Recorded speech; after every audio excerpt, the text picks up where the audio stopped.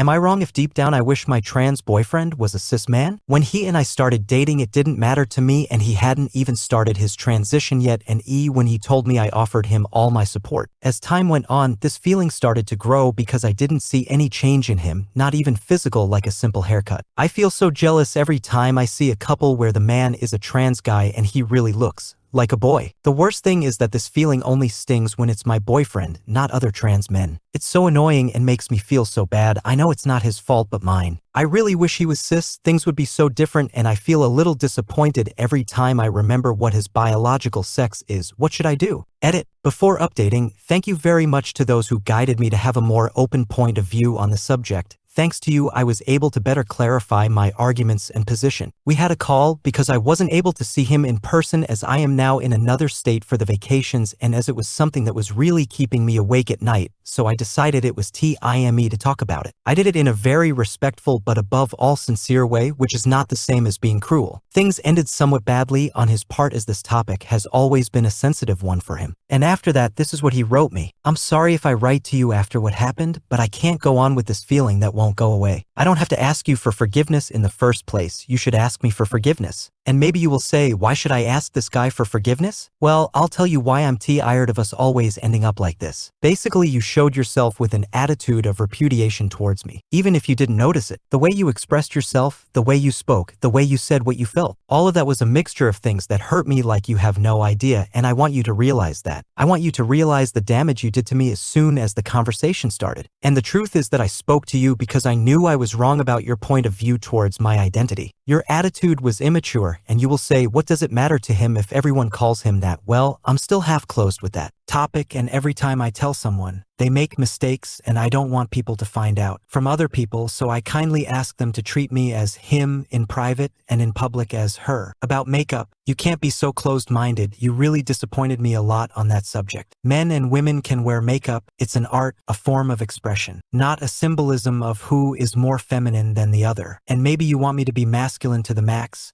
And well, I wish they would let me dress like this without telling me that I look ugly or bad. I must repress myself a lot to tell you the truth. What would you have felt if you were trans and I called you by your dead name and told you, if you were cis, don't look for me?